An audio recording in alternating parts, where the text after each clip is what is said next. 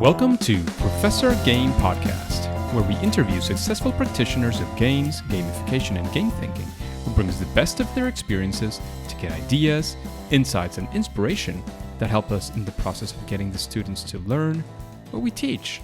And I'm Rob Alvarez. I teach and work at IE Business School in Madrid, where we create interactive and engaging learning materials. Want to know more? Go to professorgame.com/subscribe, start on our email list, and ask me anything. So welcome, Engagers, to another episode of the Professor Game Podcast, and we are joined today by Adam Powley. But Adam, before we kick off, are you prepared to engage? I am prepared to engage. Let's do this because Mr. Powley, is that the way to pronounce it? Is that correct? Decent? Yes, that is correct.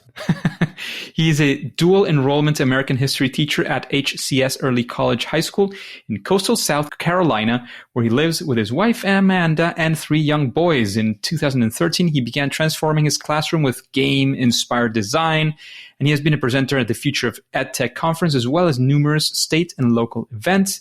He is currently writing a blog at Classroom Power-Ups, where he frequently writes about gamification and other game-inspired practices. Adam, we're delighted to have you here with us today. Is there anything that we're missing from that intro? No, that sounds fantastic. Thanks for having me today. Happy to have you once again. And Adam, we would like to know, we always start with, getting to know our guests a little bit deeper, because we would like to know, what does a regular day, week, whatever you want to go for? We want to sort of be in a day with Adam in a day like today, for example. Sure. Well, I'm a teacher in South Carolina. I teach American history to 11th grade students, so 16, 17-year-old students. The school that I teach at is actually a magnet program for the rest of the district. So we only accept what you'd call middle quartile students. So we don't have any gifted and talented students, but we also don't have any students with disabilities that would be better served elsewhere. And what that means for us is that we have those middle students that come to us in 9th grade. They stay until they're seniors, and they usually need help with organization, or they need some help with motivation. And that's really where the game stuff comes in. And my day usually starts off, I have 4 classes, and I'm teaching a dual enrollment class, which means they're getting college credit while they're getting high school credit. Nice. And I see my role is kind of like a dungeon master, if we're talking about games, which is a little ironic considering I've never played Dungeons and Dragons. But from what I understand, the dungeon master is there to sort of tell the story, but also set up the obstacles that the players have to overcome. And that's kind of how I see my role as teacher, because even though I'm teaching history, we're really moving away from the lecture-based sit and get kind of model, trying to teach more about skills and learning content through that development. So I spend a lot of my time trying to set up these challenges for students so that they can then knock them down and overcome them.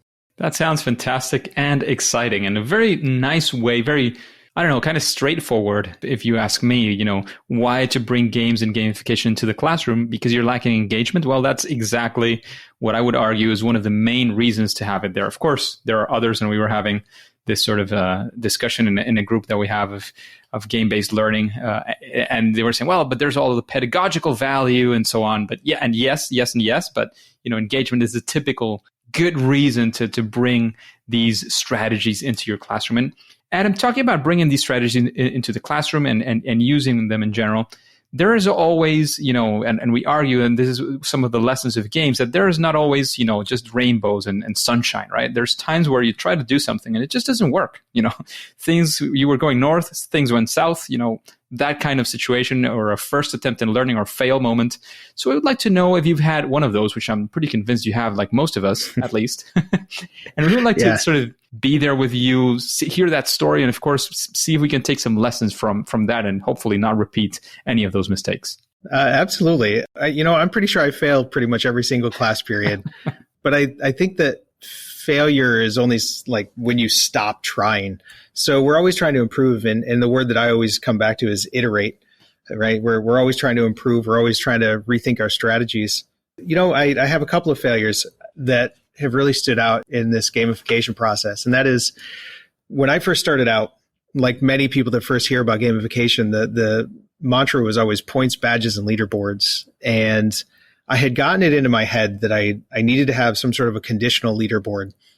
because I knew that like if you're not within striking distance of the top three, really you're unmotivated, right? If you're towards the back of the pack, you're just not going to be motivated by the leaderboard. So I wanted to have one where it's like you're in 10th place, you could see like 8, 9, and then like 11, 12. And that meant that I had to figure out spreadsheets. And I had no idea what to do with spreadsheets. And I failed over and over and over again trying to figure out these conditional leaderboards. And I never actually figured it out. But what it did lead me to do is understand how spreadsheets work and how spreadsheets can be used as a way to help with the game. So I ended up developing a couple of really cool little tricks in the classroom that helped my game out. I figured out how to link my gradebook to a Google Sheet and then individualize those Google Sheets for each student. So they have like these personal dashboards now that automatically update. And then based on what I put in my gradebook, they can automatically get like little badges. They could get special item cards, all those little things. I also figured out how, And because I was trying to figure out all this conditional stuff, I was able to figure out how to create boss fights. So like in a review game, typically a kid will answer a question right, and then, they get like Jeopardy points. I figured out how to, I started calling them dread sheets. The students could roll dice at their desks if they got a question right. And then they could input that into their personal little spreadsheet at their desk. And then the hit points, almost like in a role-playing game, the hit points would come off of whatever the boss for that day was. And then the boss would actually receive battle damage based on how much points were coming off. So all of this came out of my failed attempt at figuring out how to create a leaderboard. And failure turned out to be a good thing. It usually is. There's usually lots of bright sides to the failure. There's lessons to be learned, and it seems like you're trying to draw as many as you could from that circumstance as well. And I wanted to ask you a question because you were trying to figure out those conditional leaderboards. What's your current stance on leaderboards themselves? Are you using them? How do you feel about leaderboards these days? In the classroom, I've really abandoned sort of the traditional leaderboard.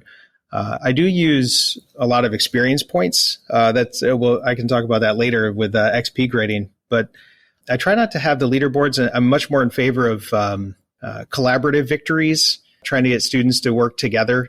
I do have, I've called it a ranking system in the past because I've used it as similar to like a belt ranking system in karate, in the sense that students can test and demonstrate certain skills, and they can earn like a purple belt or a black belt. But I don't use leaderboards as much because I think it creates a combative element within the classroom as opposed to one that's collaborative, where everybody's trying to work together towards the same goal. Yeah, absolutely. That's probably what I was heading towards, because I know that there's many ways to use leaderboards. You were talking about the conditional leaderboards as well. There are circumstances where leaderboards, and you wanted to introduce that element of a little bit of competition just to spice things up. But if you introduce that, especially in the classroom, in high school, in school, where you're having this all year long, the culture you're creating there for a whole year of competition, it's not necessarily the culture you're wanting. Versus, having a class where you sort of set up groups and do something where they compete and get excited, and that's it. It's a very different thing in that sense. And leaderboards are, I don't know, they have their space and their place, but they're not necessarily the go-to element that people typically think of when thinking of games and gamification in the classroom. But let's take on a brighter note as well. And, maybe it has to do with leaderboards, maybe not. We would like to go for a story of success where you wanted to do this game or this situation, introduce these elements of games or this game into your classroom, and it went well, because we want to see what are the things that you did to get there. How do you, maybe some of the elements you would attribute part of that success to? Well, we have successes all the time.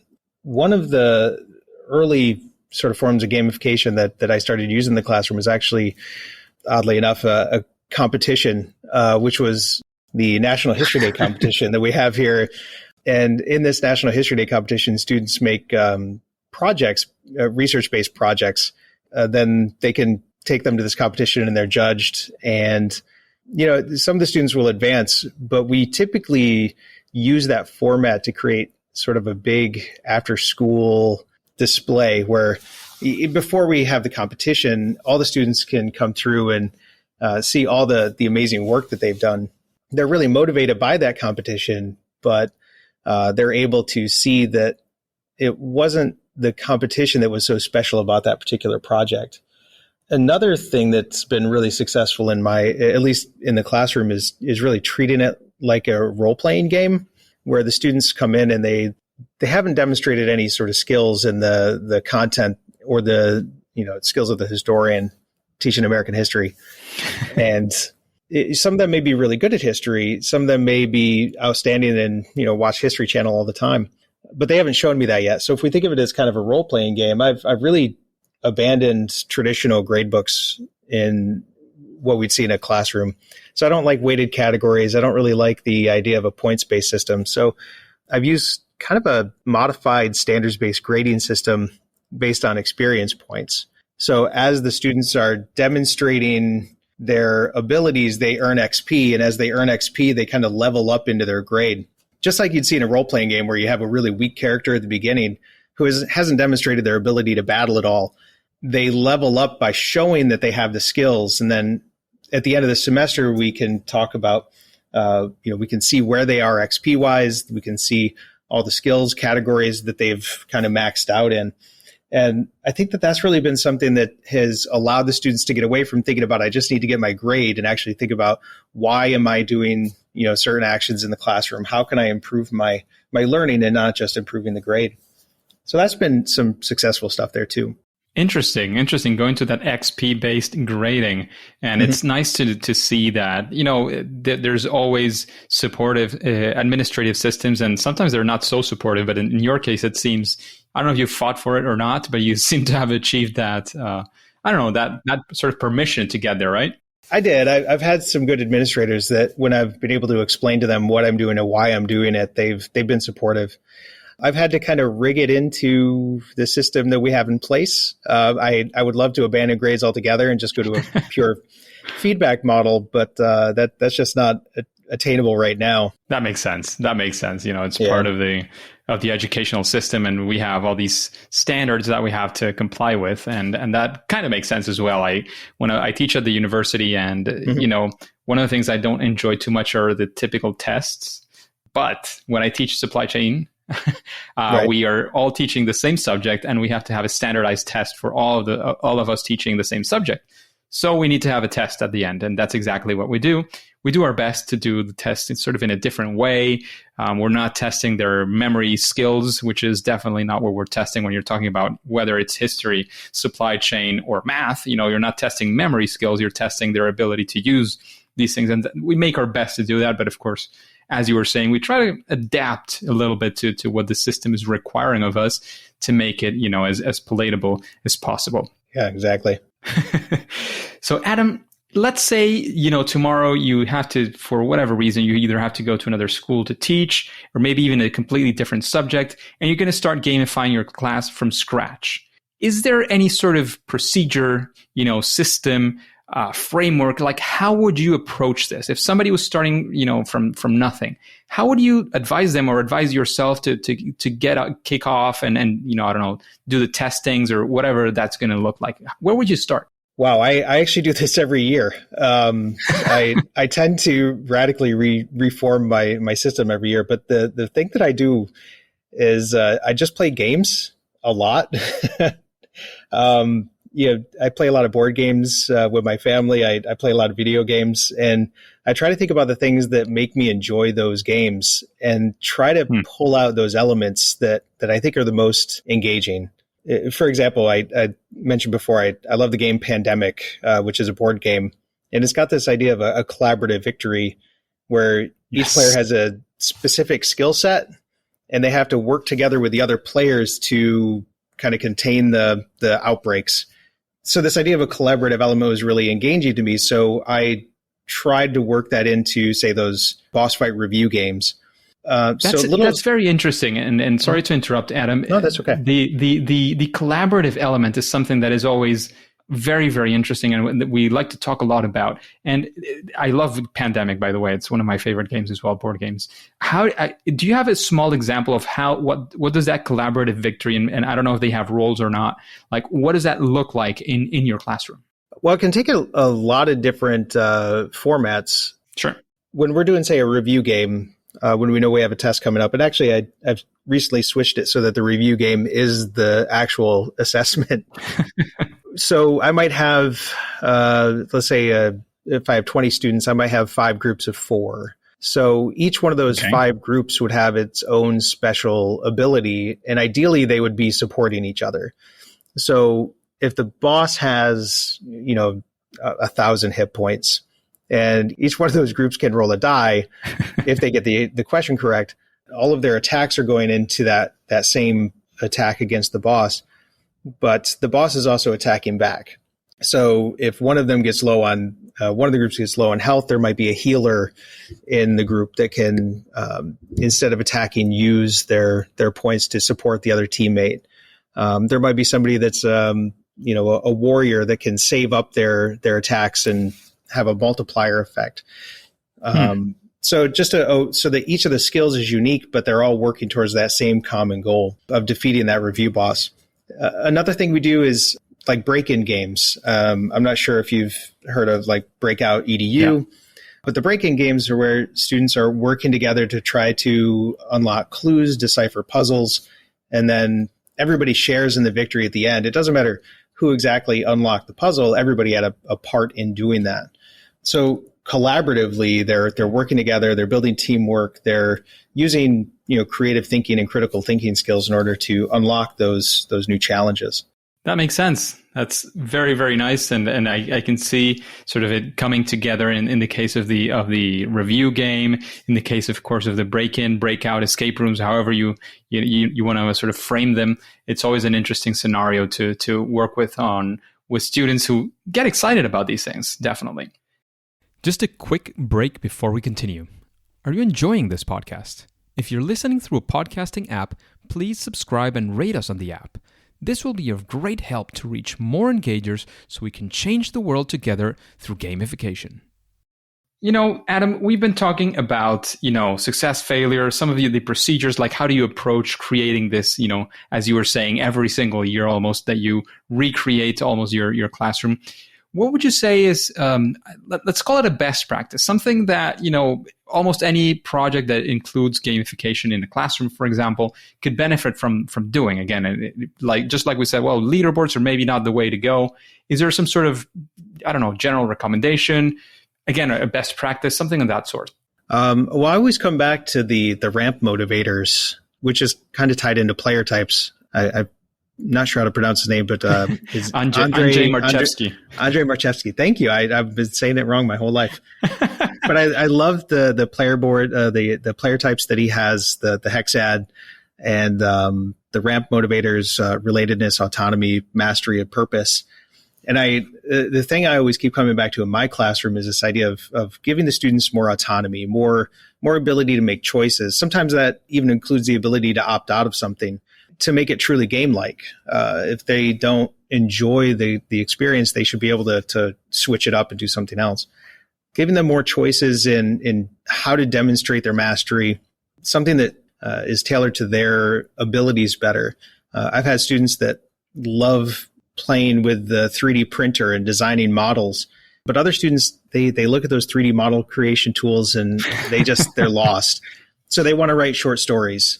If they're demonstrating to me their ability to, the skill that I've asked them to do, it doesn't really matter to me how they're demonstrating it as long as they can demonstrate it. But allowing them that autonomy, it really brings them into the project. And if you compare that up with some collaboration, letting them work with some other people and bringing it into having some purpose for it, that really helps. Purpose beyond just a grade, Yeah, that makes a lot of sense. And I was laughing as well when you were talking about Andrzej. He is just like me. His parents, his dad, I think, is Polish. My mom is Polish. So that combination of it, that is, only impronounceable if you try to read it just like it is. It's like RZE. It's like how the heck am I going to pronounce it? It's like the equivalent of Andrew. Right. And Marchewski, again, C and Z, together, it's like, how do I pronounce that? It's impossible. It doesn't make sense. Smarchevsky. So I was close. I'm sure it's a lot of fun, and he's completely British, just like me. He does not speak any Polish at all, but we've had some introduction to pronouncing these things. Like, another fun fact, when you see CH in Polish, it's not pronounced ch, but like if it was a G, like. Oh, so, okay. Like, kind of, I don't know. In Spanish, it's more typical to use that one, but it's a completely opposite pronunciation of what you're expecting. The Pope is Karol Wojtyła, even though it looks like a T. It's not really a T. It's all sorts of crazy things that the Polish have used, because they used to have an alphabet on themselves, just like the Russians, right? And they translated that into the Latin, into our alphabet. But of course, they were missing sounds and the different things. So I guess they made it as a good thing to be able to write using our same alphabet. So that makes it a lot more difficult. Here in South Carolina, we don't have a lot of Polish language, but we do have a lot of Hispanic culture, African American culture, and I really think it's important to be able to say those names correctly. So I've learned how to ask many times, could you say that again, please? Well, my second last name, as you know, in Hispanic countries and in Spain as well, we use two last names, not just one. So I have Alvarez, which is the first one, is very Latin American or Spanish. The second one is the Polish one. It's Bucholska, CH Bucholska. It's a weird one, I have to admit. It's not, most people don't remember how to pronounce it, and I have to accept that. It's I understand, it's complicated. So I would like to ask you another question, and it has to do with, you've seen the vibe of the podcast. I know you've been in several others as well. You are, one of the people that is going around in this gamification world, especially in education. Is there somebody that comes to your mind that you say, well, I would also like to listen to this person, talking about these questions. I'd like to listen into an interview with this other person in Professor Game? I have several, actually. Sure. There are a few people that are in the XP Lab community, which is kind of an online forum. And I know you've talked to Mr. Matera before. I think that your listeners, the engagers, would love to hear from Tisha Richmond. She has a book, Making Learning Magical, which is very good. Also, Carrie Balcom, who's very big on sketch notes, and she does a fantastic job. She has a book as well, My Pencil Made Me Do It. And sketch notes are really a good way of engaging in a different way. So I think those would be some people that would like to be on the podcast. Yes, they sound fantastic. I think I've heard of both before, at least for sure, Tisha. I've heard of My Pencil Made Me Do It as well. I'm not sure I had heard her name, or at least my memory was failing me on that one. But I know I had heard of the book. And it sounds like a couple of fantastic guests that we could have in the future as well. And you were mentioning a couple of books. Maybe you want to go for those or for another one. Is there a book that you would recommend for the engagers to read and see if, they learn something new or they refresh some of their knowledge? I don't know. Well, the three books that we just mentioned are all very good. Explore Like a Pirate, Make It Learn a Magical, My Pencil Made Me Do It. The book that I always recommend that people read when they're just getting into gamification is Jane McGonigal's Reality is Broken. Yes. That was the one that really got me into gamification. It doesn't apply to education really directly, but it really just changed my mindset on how to think about games. And it changed my mind on why students were playing so many games. And if that was the case, why should I be using it, especially in the classroom? Absolutely. And fun fact, I think I've mentioned this before, Jane McGonigal used to say that, gamification was not a thing for her. Oh, really? Initially, it's inspired so many people in gamification. And, she's kind of gone away from that. But initially, she even spoke at gamification conferences, but she always said, no, game design is game design and it's all these things. And there's people who dedicate their lives to game design. This is, gamification is kind of an in-between, blah, blah, blah. But now she's kind of, I think, that the word and the people involved in gamification have advanced enough to get people who are more into game design to understand that there could be also value in using things that are game-like, but not necessarily fully blown games, with all the difficulty that, of course, that implies. Of course, there are game designers and dedicate their lives to it and know so much of those things that us doing gamification won't or probably would have to do a lot more studies to get there. Oh, obviously. Absolutely. So those are fantastic books, and Jane McGonigal's is definitely a very inspirational book as well.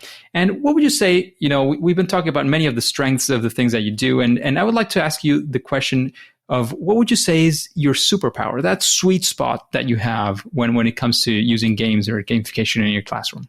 Oh, my superpower with this, I think that it's one that hasn't appeared in the MCU yet, but I'm excited about it.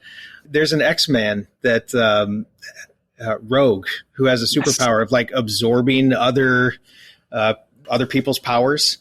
And I think that that's kind of where I would fall. Like I would agree with Jay McGonigal. I'm not a great game designer, but I can look at a game and I can try to figure out the parts of it that would be applicable to my classroom. And, I can look at Fortnite and I can see, well, I don't really like the first person shooters, but I can look at Fortnite and say, I really like the idea that there's all these mini quests that I can still get a victory even if I don't get the victory royale. Or I can look at Pandemic and realize that I really like the collaborative victory. So I'm always pulling out these little pieces that I can then take and use for my own. Absolutely. There's not in the MCU of the Avengers and so on, but in the original X-Men, where Wolverine was first appearing, the girl was kind of like Rogue. She was like Rogue in a different way. Mm-hmm. She had the relationship with Iceman or something, right? Yes, that one. Yeah, it's been a while since I've watched those. yeah, good memories. The whole Logan movies came. I really enjoyed the character of Wolverine and all of the saga that they did. Maybe the last one was not my favorite, but it was a very interesting one for sure. So, what would you say is, and this is probably one of the most difficult questions, you've already mentioned Fortnite, which is not your favorite game. You've mentioned Pandemic as well. But what would you say is your favorite game, Adam? Oh, my favorite game. I have many favorite games, actually. Depends on the mood I'm in. Right now, Fortnite is really at the top of my list. Not because I'm very good at it, but because I have 3 sons. I have an 11-year-old and an 8-year-old and a 3-year-old. And during this time where we've been locked down and in quarantine, we have all created our own Fortnite accounts. And it's been one of the ways that we've actually been able to play together. I've also been able to see like the ability to allow my sons to play with their friends. Minecraft does the same thing with my 8-year-old, but my 11-year-old is really, he's living on this game because it's the only way that he's been able to interact with other people. So I really love that part of the game. And like I said, I like that I can have a victory every time I drop in, even if I don't win. I'm able to collect a certain number of treasure chests, or I'm able to drive a car from one place to the other. I really love that part of it right now. If I'm not playing Fortnite, I love the Madden football series. Not because I'm any good at that either, but because I've been playing it my whole life. That game's been around since I was in elementary school. And it just, there's something nostalgic about being able to just turn it on and play for half an hour, 45 minutes and feel like I'm doing something that I did 30 years ago. Absolutely. I love the fact, talking about nostalgia, that they came out with the Nintendo NES Mini, Super NES Mini, PlayStation Mini, and so on.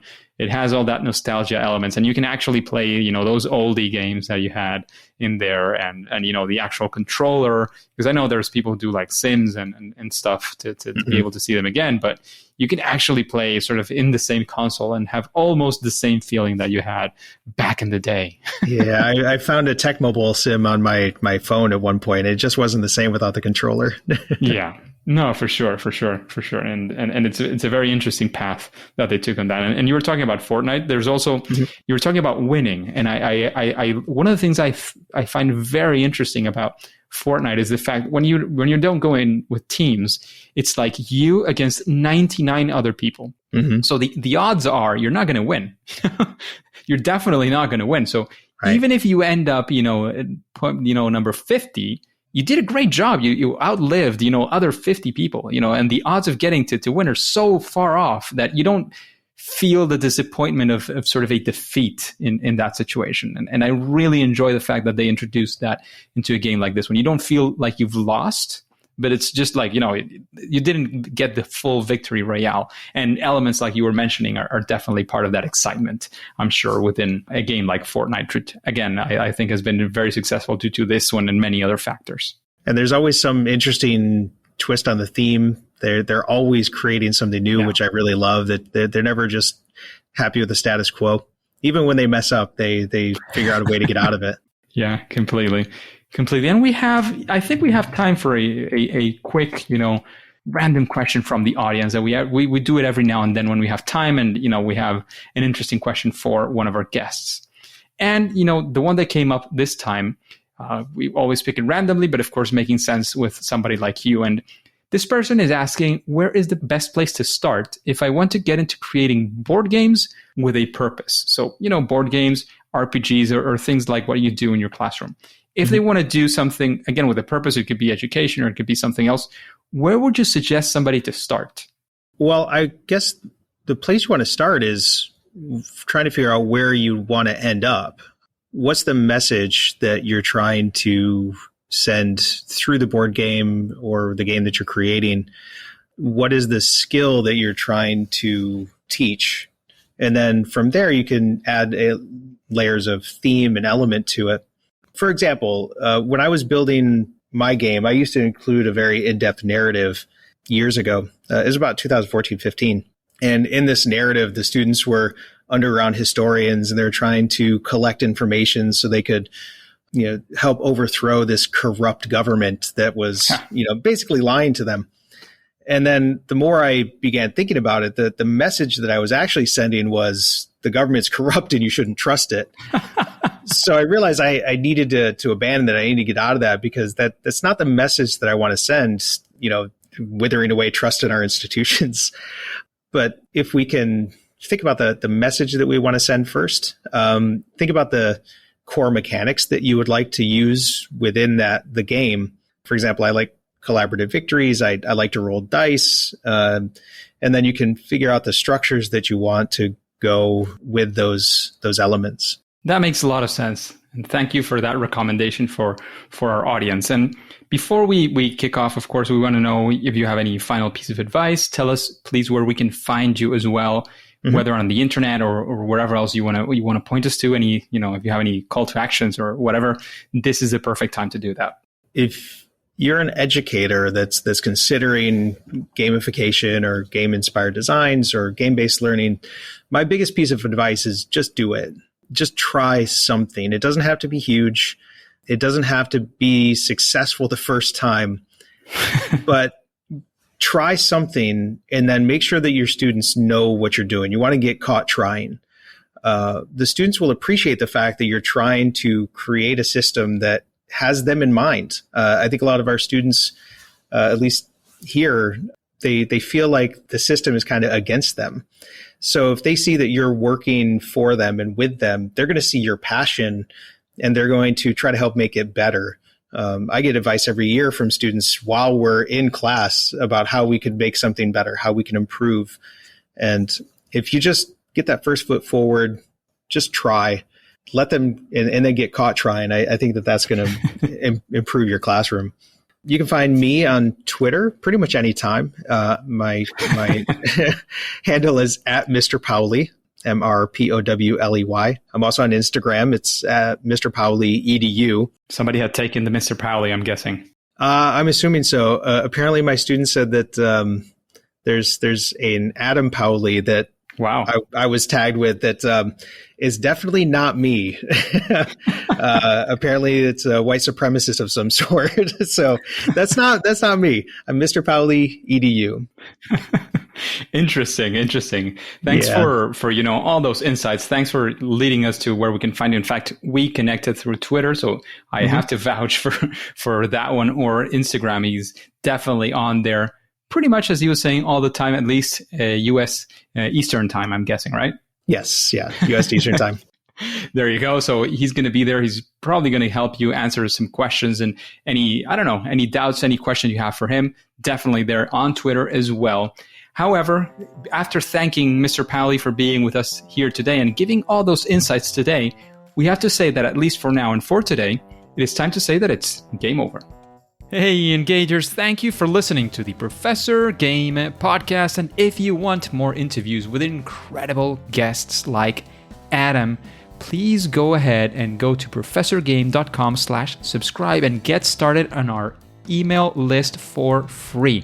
That way we can be in contact and you'll be the first to know of opportunities that Professor Game might have for you. And before you go on to your next mission, remember to subscribe using your favorite podcast app and listen to the next episode of Professor Game.